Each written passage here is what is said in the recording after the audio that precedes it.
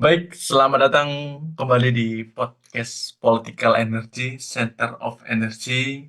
Di kesempatan kali ini, kita akan membahas tema terkait tambang dan tanggung jawab negara. Nah, di Indonesia dikenal kaya akan sumber daya alam, dari batu bara, nikel, hingga emas. Tapi, di balik kekayaan itu, ada pertanyaan besar nih. Apakah negara benar-benar hadir untuk mengelola tambang demi kemakmuran rakyat, atau justru kekayaan itu menguap bersama kepentingan segelintir pihak? Maka hari ini kita akan membedah bagaimana kebijakan tambang per hari ini dijalankan, siapa yang diuntungkan, dan bagaimana seharusnya negara mengambil peran bukan sekedar sebagai pengawas saja, tapi sebagai penjamin keadilan dan keberlanjutan.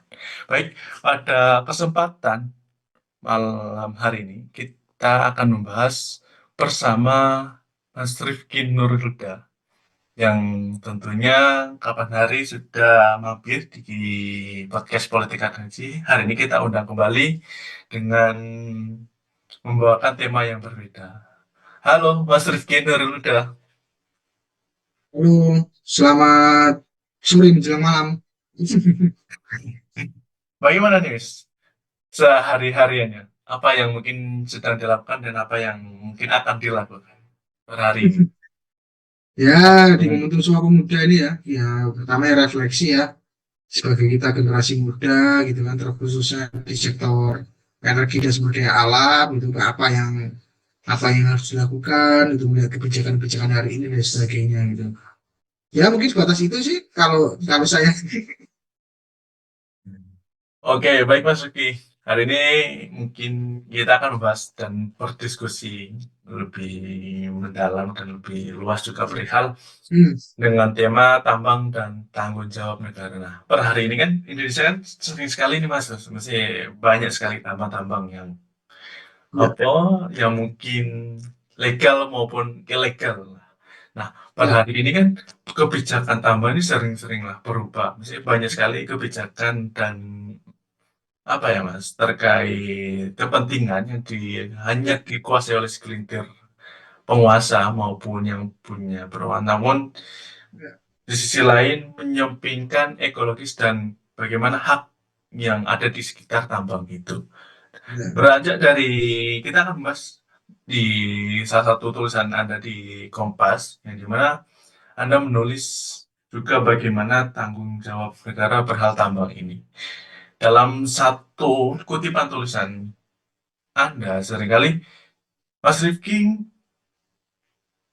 menyebutkan di satu kutipan itu dan di tema itu perihal moratorium tambang yang dimana per hari ini kalau kita bertengkar dengan amanat hak menguasai negara pada pasal ya, 33 ayat 3, mungkin bisa dijelaskan Mas, bagaimana moratorium itu bukan bentuk pelanggaran hukum atau ya, inti atau anti investasi, tapi melainkan ya, bagaimana bentuk sikap ekspresi nih dari ya, sejumlah apa akumulasi kebijakan-kebijakan per hari ini perihal tambang ya, dan mungkin bisa menjadi moratorium menjadi ya. mengatur ulang suatu kebijakan dalam hal sumber daya alam. Monggo Mas Rifki.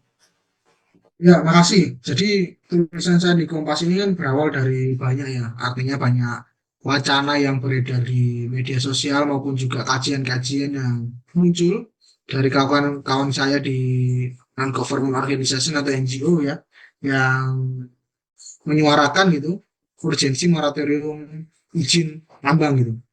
Ya dari Publish IP, terus dari Walhi dan sebagainya itu menyoroti moratorium tambang sebagai salah satu upaya untuk memperbaiki tata kelola perkembangan di Indonesia itu. Nah, kita juga tahu bahwasannya kalau disandingkan dengan konstitusi gitu kan, terutama pasal 33 ayat 3 ya lagi-lagi tegas gitu, di mana hak menguasai negara itu juga sudah diatur gitu. Artinya negara itu berhak memberikan ataupun berhak melakukan untuk moratorium.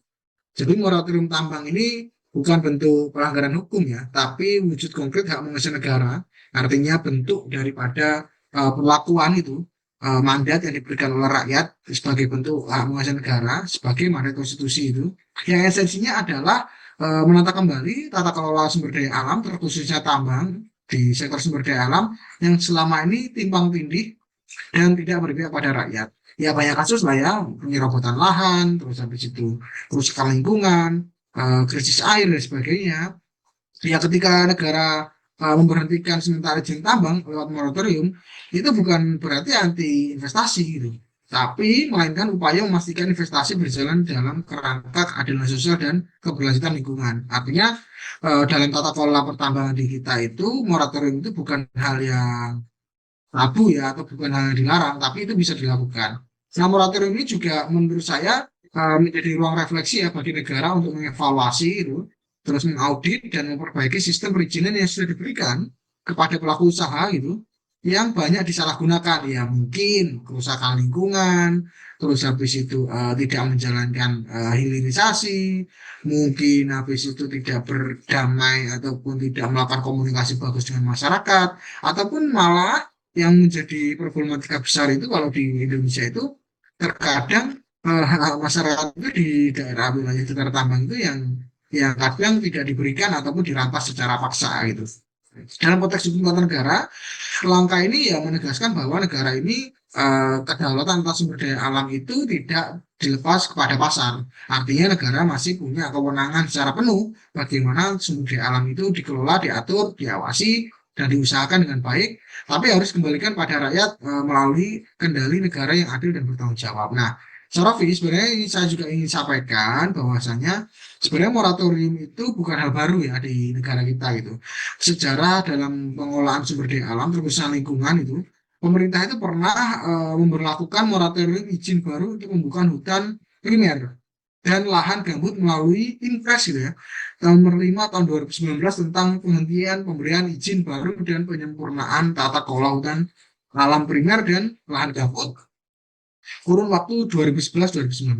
Artinya moratorium tambang ini usulan daripada NGO-NGO, kawan-kawan yang berjuang di sektor lingkungan dan pemerhati tata kelola sumber daya alam, termasuk saya, ini merupakan hal yang bukan yang tabu, tapi bisa dilakukan oleh negara lewat konsepsi teori hak menguasai negara yang terkandung di dalam pasal 33 ayat 3. Karena dengan adanya undang-undang ya yang terbaru di Undang-Undang Minerba itu terus adanya PP yang terbaru juga kita tahu tambang itu semakin banyak diberikan gitu dengan tanda kutip prioritas kepada beberapa entitas bisnis ya ataupun juga entitas organisasi gitu ya yang dimana ini akan memperbanyak itu izin-izin tambang dan akan memperbanyak juga resiko-resiko gitu melalui kerusakan lingkungan dan sebagainya. Kira-kira begitu Pak Sarofi. Oke, baik Mas Diki. Sebenarnya tadi disebutkan juga adanya mungkin yang juga ada para pemain dan jin ini mungkin bisa disalahgunakan hanya Ya. untuk mungkin teman sekawan, teman ngopi, bahkan mungkin para kepentingan elit-elit yang saja Ya. mementingkan dirinya daripada kepentingan rakyat. Nah, beranjak dari perihal tersebut, di tulisan Anda juga menyebutkan tentang konstitusi dalam UU Undang-Undang Minerba dan PP 25 tahun 2024 disebut bahwa di peraturan tersebut membawa semangat pemerataan. Nah, Hmm. namun bila mana kita menelisik lebih jauh dalam Undang-Undang dan PP tersebut, ini ada potensi untuk melahirkan izin prioritas Ya. yang elit lah. Nah, kalau dari kacamata mungkin kalau saya lah bisa Ya. dipotong dulu sini. Kalau dari melihat dari peraturan tersebut, apakah Anda melihat tantangan implementasi regulasi yang baru ini kalau kita dihadapkan dengan realitas di lapangan, ini mungkinkah agar tidak sekedar mengganti pemain saja kah? Oh, ya, ya, Ataukah ya, ya. tetapi benar-benar memperluas akses ekonomi kerakyatan? Ya. Monggo. Ya kalau bicara soal revisi undang-undang yang minerba yang sekarang menjadi Undang-Undang Nomor 2 tahun 2025 ya tentang perubahan keempat eh, Undang-Undang Minerba Nomor 4 2009 gitu kan.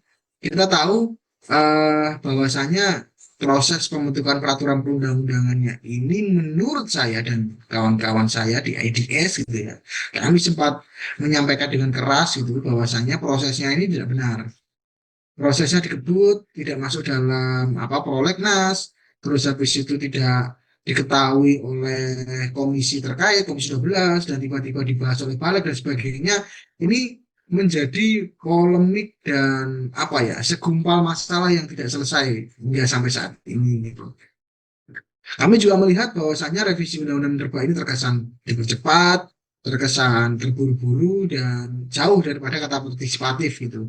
Apalagi di dalam proses perubahan itu kan berangkatnya kan dari PP ya, dari Peraturan Pemerintah 2000, nomor 25 tahun 2024, yang di mana PP itu menegaskan ataupun memberikan ruang kata prioritas kepada badan usaha milik ormas keagamaan dan badan ormas keagamaan terus diperluas di rancangan undang-undangnya hingga sekarang di Undang-Undang 2 2025 itu menegaskan akan diberikan prioritas kepada badan usaha milik ormas, terus habis itu kepada UMKM, koperasi, dan kemarin itu juga ada tuh wacana untuk memberikan pada perguruan tinggi. Ya kita telah rame-rame sebagai sivitas akademika di Universitas Indonesia waktu itu kan.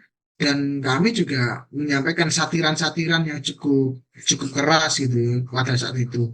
Yang memang itu eh, kalau kita melihatnya kan momentum pembaruan undang-undang itu maupun juga PP ini kan kalau kita bahasa manisnya ini kan adalah bentuk daripada pemerataan gitu kan, bentuk daripada pemberian izin yang tidak hanya segelintir elit ataupun orang-orang kaya, tapi diberikan kepada masyarakat secara menyeluruh gitu. Kami melihatnya ini juga menjadi polemik yang tersendiri. Apalagi regulasi yang memberi ruang besar kepada badan usaha milik daerah atau korporasi atau koperasi ya, atau mungkin badan usaha milik ormas itu seharusnya membuka lapangan peluang bagi ekonomi lokal, namun tanpa tata kelola yang transparan, artinya tanpa transparan itu, ketika kata prioritas itu diberikan, berarti tidak melalui proses yaitu lelang yang dimana pada proses perizinan maupun pemberian izin itu harusnya di sektor pertambangan dan mineral batu bara itu harus diproseskan lelang. Tapi kalau prioritas ya mereka tidak ada lelang, mereka akan diberikan secara prioritas dan bisa diberikan secara enak gitu.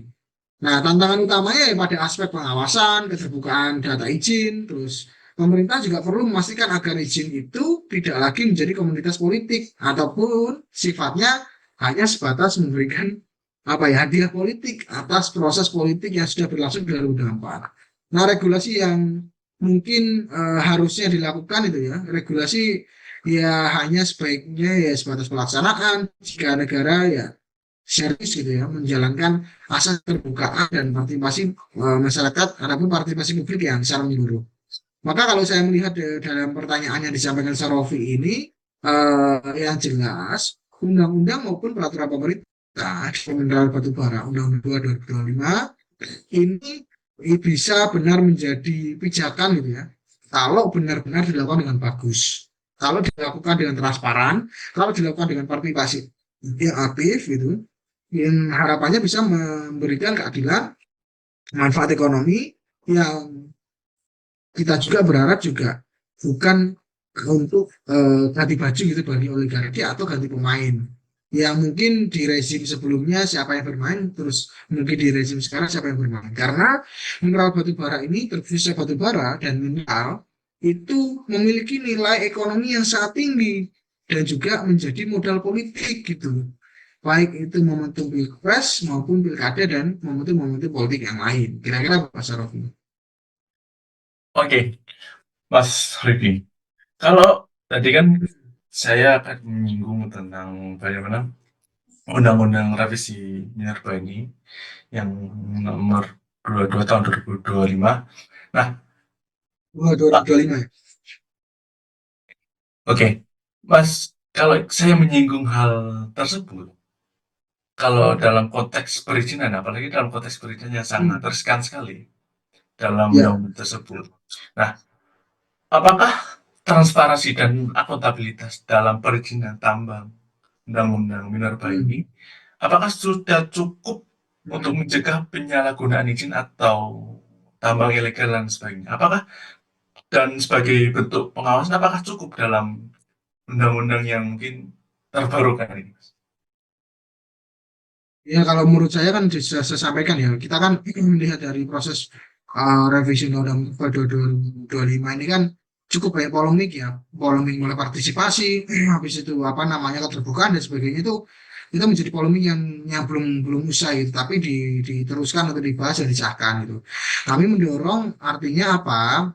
Pemerintah itu melalui hak menguasai negaranya di pasal amanat pasal 333 itu harapannya bisa memberikan audit gitu ya bagi ribuan proses perizinan ribuan izin yang ada di sektor mineral batubara itu bisa dilakukan proses audit yang bagus dan terbuka gitu. Audit nasional perizinan tambang ini ya menurut saya adalah langkah konkret fundamental untuk menegakkan keadilan ekologis disandingkan dengan fakta-fakta lapangan bahwasanya banyak masyarakat yang mengalami kerugian mengalami kerusakan lingkungan dan sebagainya itu, ya kita tidak bisa berbicara keberlanjutan tanpa tahu berapa banyak izin yang melanggar. Artinya, moratorium ini menurut saya juga menjadi bagian upaya untuk bagaimana ruang-ruang partisipasi maupun ruang-ruang transparansi itu diberikan kepada masyarakat. Audit ataupun dalam bentuk moratorium ini bukan sekedar administratif ya, tapi dorongan moral bagi pemerintah maupun juga masyarakat pembuat kebijakan itu untuk membalikan kejujuran dalam pengelolaan sumber daya alam terutama mineral batu bara. Banyak kok kita tahu gitu ya, ini dibikin tanpa analisis lingkungan yang bagus, terus habis itu prosesnya kadang itu banyak proyek apa praktek-praktek yang tidak bagus gitu kan, yang mungkin dikeluarkan secara politis yang terkadang menjelang pemilu pasca pemilu gitu. Ya audit ini menjadi sarana ya harapan kami moratorium ini juga bisa menjadi sarana koreksi agar sumber daya alam itu terkhususnya mineral di batu bara itu tidak lagi diperlakukan sebagai alat kekuasaan tapi sebagai amanah generasi untuk anak cucu kita itu.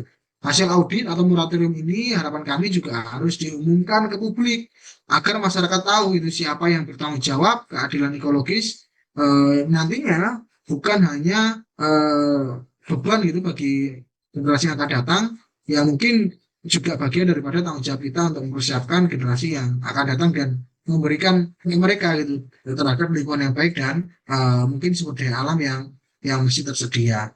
Nah itu nah salah satunya adalah rekomendasi yang ingin kami dorong gitu ya di dalam tulisan saya itu yang disuarakan juga oleh berbagai apa namanya NGO gitu terkhususnya adalah mengenai proses transparansi maupun keterbukaan informasi publiknya dalam hal proses pemberian izin hingga evaluasi izinnya.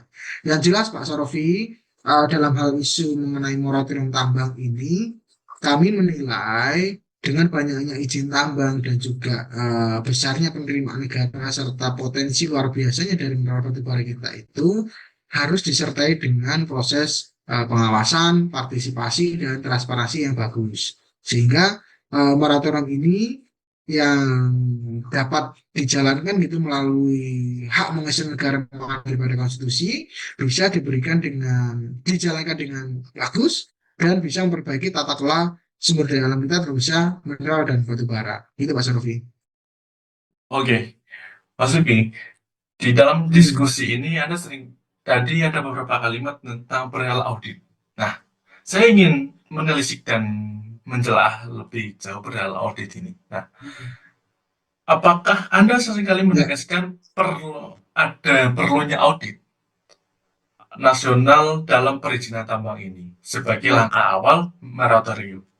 Nah, dalam ya. konteks keadilan ekologis, sejauh mana sih audit Ya. ini bisa berperan atau menjadi alat koreksi terhadap ketimpangan antara kepentingan ekonomi dan kelestarian lingkungan? Dan sejauh efektif manakah audit yang mungkin sampai bicarakan perihal diskusi ini? Sejauh mana keefektifannya mungkin? Oh, Hmm. Jadi kalau menurut saya kan negara ini kan punya ya namanya hak monopoli negara mandat daripada konstitusi. Jadi kalau audit itu ya dijalankan dengan bagus, ya saya rasa tata kelola juga bagus. Artinya pertambangan ini akan melakukan proses-proses yang bagus dalam prosesnya mulai dari eksplorasi dan eksploitasi gitu hingga pasca tambang.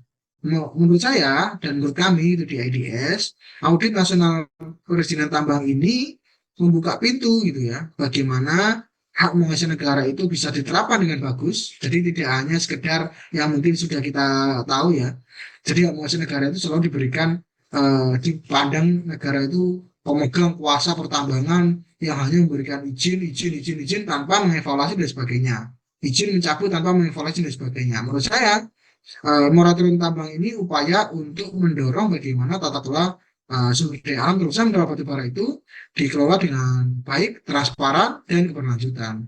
Karena potensi yang besar itu juga kalau tidak diberikan ataupun dilakukan tata kelola yang baik akan mengalami kerusakan yang kronis gitu ya, yang tidak lama lagi akan mengalami dampak-dampaknya yang luar biasa, ya lingkungan, ya ekologis, terus habis itu masyarakat yang terdampak, terus habis itu belum lagi komitmen kita terhadap perubahan iklim yang nanti mungkin akan menjadi dampak dan sebagainya lah.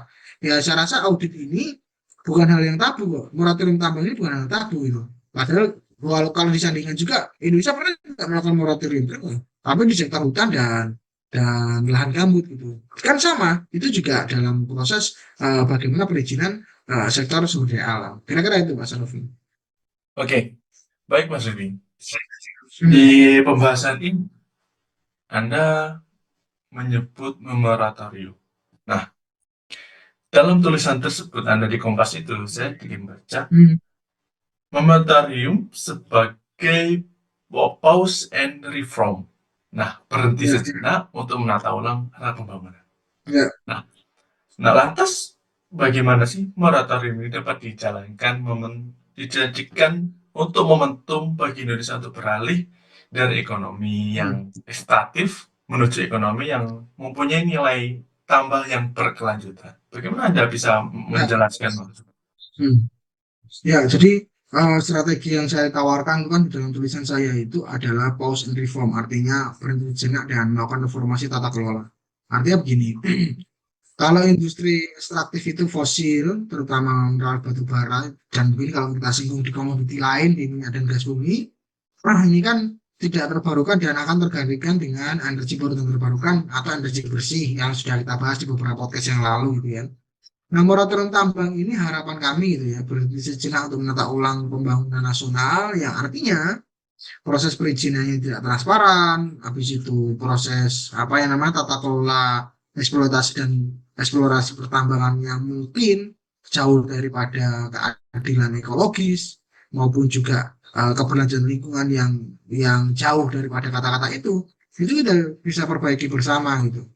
Yang dimana menata ulang itu arah pembangunan nasional ini harapannya juga menata ulang sektor mineral dan batu bara. Ya ini bukan kebijakan menolak pertumbuhan ekonomi ya, tapi melainkan cara cerdas itu untuk memastikan pertumbuhan tidak menghancurkan masa depan terutama anak cucu kita. Dengan moratorium, Pak Sarofi, negara itu memiliki kesempatan untuk memperkuat nilai tambah dalam negeri. Artinya, kalau saya ingin meminjam istilah kata Presiden, kebocoran-kebocoran di sektor pertambangan itu yang mengalami banyak kebocoran dan kerugian negara, mungkin moratorium ini juga bisa menjadi langkah ataupun instrumen alat untuk bagaimana kita melihat benar nggak sih ada kebocoran dan sebagainya gitu. Nah, Presiden maupun Kementerian SDM dan mungkin hari ini ya kita lihat sangat mendorong gitu ya hilirisasi yang berkeadilan serta memperbaiki sistem pengawasan di atas kebocoran-kebocoran yang tadi saya sampaikan gitu. Yang harapannya penerimaan negara itu bisa meningkat dan bisa bagus gitu dari sektor sumber daya alam yang tidak dapat diperbarui ini. Momentum ini ya saya rasa juga dapat dimanfaatkan untuk mempersiapkan transisi energi gitu ya menuju ekonomi hijau. Artinya kita bisa melihat gitu, kalau kita paus ataupun menghentikan sejenak proses perizinan ataupun kita melakukan moratorium tambang itu mungkin akan menggeser gitu orientasi dari eksploitasi sumber daya alam ke inovasi ke energi bersih itu. Artinya kita bisa lihat bahwasanya mineral batu bara itu apakah kiranya masih bisa nggak ya dilakukan proses untuk keberlanjutan atau tidak. Itu kalau tidak ya bagaimana langkahnya dan sebagainya. Jadi moratorium ini bukanlah tanda berhenti ya, tapi kita memberhentikan sejenak gitu, mengevaluasi, mengaudit, eh, tapi titik baliknya itu menuju ke ekonomi yang lebih berdaulat dan penerimaan negara yang lebih bagus. Etik yang harapannya bisa juga mendorong etika dalam proses tata kelola sumber daya alam atau good mining practice yang beriak pada manusia dan serta lingkungan di sekitar wilayah tambang dan terkhususnya masyarakat ini secara luas. Itu Pak Sarfi. Oke, baik Mas Rifki. Hmm, Kalau kita berbicara tambang kan, tambang ini tadi kalau bisa saya menyimpulkan, jadi Anda menyebut saya sumber daya ini biar tidak habis untuk anak cucu kita ke depan dan nah ya, ke depan ini. Nah, saya bisa apa ya, agak menyimpulkan bahwasanya tambang ini kan adalah salah satu warisan dari alam nah, untuk generasi yang ya, akan datang. Nah, bagaimana ya, sih peran negara untuk memastikan bahwasanya warisan itu tidak habis sebelum waktunya? Apa sih poin-poin yang mungkin bisa ya. sampaikan di pemirsa apa di podcast Political Energy ini? Bagaimana poin-poin itu dan harus apa yang dievaluasi dari poin-poin itu? Mungkin ya nanti biar warisan ini tidak habis sebelum waktunya. Mungkin seperti itu. Monggo Mas Rin. Ya, jadi begini ya, Vi. Mungkin kita harus breakdown lagi. Problematika pertambangan itu sebenarnya bukan problematika yang baru. Jadi proses pertambangan itu mulai dari eksplorasi, eksploitasi dan sebagainya itu sudah proses mekanisme yang sudah lampau dan terus dilakukan oleh bangsa kita. Termasuk batu bara dan mineral. Artinya, saya ingin menekankan yang tadi disampaikan oleh Sarofi, bagaimana kita itu nanti biar tidak kehabisan ataupun mungkin kita itu mengelolanya dengan baik gitu. Ya harus dilakukan dengan prinsip-prinsip yang bagus itu. Artinya secara lingkungan, secara ekologis dijaga, secara apa namanya tata kelolanya itu diperbaiki, dan orang-orang yang diberikan ataupun entitas perusahaan diberikan izin usaha pertambangan itu mulai dari IPR, terus WIUP, apa IUP, IUPK, IU dan sebagainya itu juga harus dipantau dengan betul apakah izin-izinnya itu sesuai dengan good mining practice atau jauh daripada good mining practice gitu. Atau sama sekali tidak ESG atau dan sebagainya. Nah, ini kan perlu di dilihat ulang gitu. Maka moratorium itu menjadi penting ketika upaya-upaya itu untuk memperbaiki tata kelola. Nah, kalau ditanya bagaimana potensi di sektor minerba dalam pendapatan negara dan sebagainya, potensinya cukup lumayan besar. Namun, kita harus paham bahwasanya potensi dan pemasukan itu tidak selamanya ada gitu. Artinya potensi itu dan sumber sumber pendanaan APBN lewat penerimaan negara bukan pajak itu bukan hal yang terus ada dan akan habis dan susut dan tidak bisa diperbarui lagi. Nah, ini yang harus dipikirkan. Artinya tidak kita itu tidak hanya sebatas mengeruk mengeruk mengeruk, tapi juga memperhatikan bagaimana tata kelola pertambangan ini yang berkelanjutan serta eh, apa ya berwawasan lingkungan yang baik dan bagus. Kira-kira begitu, Pak Syarif. Oke. Tadi terima kasih Mas. Biasanya ada beberapa poin yang mungkin saya tangkap dari apa yang saya menjelaskan tadi bagaimana Hmm. ekologisnya, bagaimana masyarakatnya, bagaimana Ya, itu peraturannya, biar apa warisan ini biar terjaga sampai sebelum masa habisnya. Mungkin seperti itu. Nah, ya, mungkin ya, di apa diskusi ini mungkin sangat panjang banget dan cukup mendalam bahasanya ya, bagaimana peran negara ini dalam pengelolaan tambang atau kita mungkin bisa dispesifikkan dalam perihal perizinan dan apa kerjanya biar regulasi berjalan dengan baik dan sebagaimana mestinya. Nah, masuk ke segmen segmen yang terakhir nih Mas. Kita ya, seringkali diisukan dengan adanya dorongan global menuju transisi energi. Nah, tambang mineral justru menjadi primadona yang baru. Nah, ya. menurut Anda, bagaimana sih per hari ini negara yang seharusnya bisa menyeimbangkan antara kebutuhan ekonomi, transisi energi, dan tanggung jawab moral untuk menjaga keadilan untuk generasi yang akan mendatang. Ya, Bagaimana Anda bisa menjelaskan apa yang ya. tadi saya sebutkan tadi? Nah, di tulisan saya tuh memang saya ingin sedikit tegaskan gitu ya di paragraf pasal terakhir atau paragraf di akhir kalimat gitu ya. Ya memang hari ini kan selain daripada kita itu apa namanya Paris Agreement mengurangi apa namanya peningkatan suhu di bumi melalui penggunaan energi bersih dan sebagainya itu euforia investasi sektor mineral kritis itu juga sangat seksi. Artinya mungkin yang sudah kita bahas ya, mineral kritis, tanah jarang dan sebagainya itu bagian daripada untuk transisi energi yang mereka itu dihasilkan dari pertambangan. Maksud saya begini, transisi energi ini kan menimbulkan paradoks baru ya. Artinya apakah kita itu menggunakan energi transisi itu tanpa menggunakan pertambangan atau memutuskan dua-duanya atau bagaimana kan gitu. Kalau menurut saya kan begini, kita tuh melihat panel, baterai, terus mungkin kincir angin, turbin, turbin itu dan sebagainya, komponen-komponen di dalamnya, itu kan produk pertambangan, Pak Sarofi. Yang maksudnya adalah tidak bisa lepas dari produk-produk pertambangan. Namun, ataupun tapi ya kita harus garis bawahi, produk-produk pertambangan itu tidak bisa diperbarui loh ya. Produk pertambangan itu tidak bisa untuk mungkin diproduksi lagi. Tapi kalau di apa namanya digunakan teknologi untuk melakukan daur ulang dan sebagainya mungkin bisa gitu. Memang kalau ditanya mengenai hal ini ya transisi energi ini memang paradoks baru. Di satu sisi kita ingin mengurangi emisi, tapi di sisi lain kita itu menggali banyak nikel dan tembaga sebagai komponen daripada baterai dan sebagainya itu. Ya kalau menurut saya sederhana, walaupun juga mungkin tidak sederhana dalam prakteknya ya. Negara itu harus hadir untuk menyeimbangkan antara kebutuhan ekonomi dan tanggung jawab moral antar generasi serta keberlanjutan lingkungan. Ya tidak ada transisi yang adil jika tambang untuk energi hijau itu justru menciptakan ketimpangan sosial. Yang maksudnya adalah harusnya tambang itu juga tidak memberikan konflik baru pada masyarakat, khususnya masyarakat ada di wilayah sekitar tambang. Prinsip keadilan energi ataupun just transition energi itu menurut saya itu juga harus menuntut negara menjamin perlindungan sosial bagi masyarakat di sekitar wilayah tambang, terkhususnya mereka yang ada irisan-irisan terhadap produksi-produksi turunan di produk-produk energi terbarukan.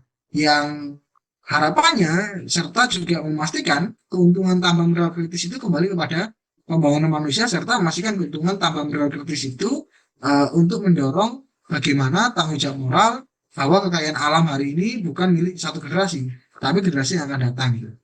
Ya negara ini terakhir ingin saya sampaikan, ya wajib untuk menuntun gitu ya. Artinya punya roadmap, punya grand vision yang bagus, bukan hanya sebagai penonton dari lajur kapitalisme hijau, tapi juga bagian daripada untuk merajut dan memberikan apa namanya tinta-tinta gitu ya, ataupun rencana-rencana yang bagus dalam proses transisi energi dan pengolahan pertama ini bagus. Sejarah ini kita sudah tahu kok, selalu membuktikan bahwasanya bangsa yang besar itu tidak diukur dari seberapa cepat ia menambah bumi gitu.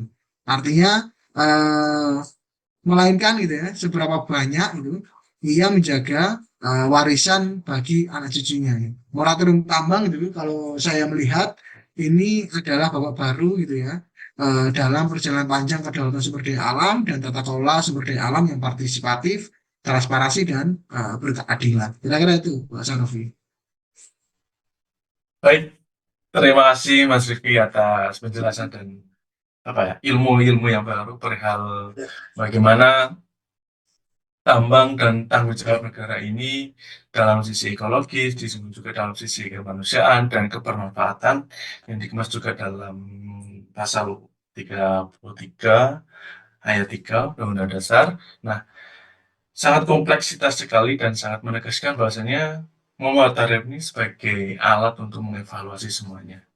Seperti apa yang sama tadi katakan dalam tulisan itu, bahwasanya ini harus sangat penting sekali menjadi wadah evaluasi kita bersama biar menjaga warisan ini biar tidak habis pada waktunya. Mungkin itu Saya sangat berterima kasih atas kesempatan di kala kesibukan Mas Rifki yang Ya, mungkin hari-hari sibuk banget nih perihal apa per dunia energi bisa menyempatkan hadir di podcast Political Energy ini. Mungkin jangan awak Mas Rifki bila mana saya ingin ya, berdiskusi lebih lanjut dan dengan tema yang sangat berbeda karena perihal membahas perihal energi tidak akan ada habisnya. Mungkin itu saja dari saya. Terima kasih Mas Rifki atas waktu dan ya, kesempatannya. Mungkin untuk pemirsa setia di podcast Politik Energi, jangan lupa subscribe, like, dan komen, and juga share. Dan juga lupa meng-follow di Instagram kita di Political Energy. Mungkin itu saja yang bisa saya sampaikan. Selamat berjumpa di lain hari dengan tema yang berbeda, tetap di podcast Political Energy Center of Energy. Terima kasih.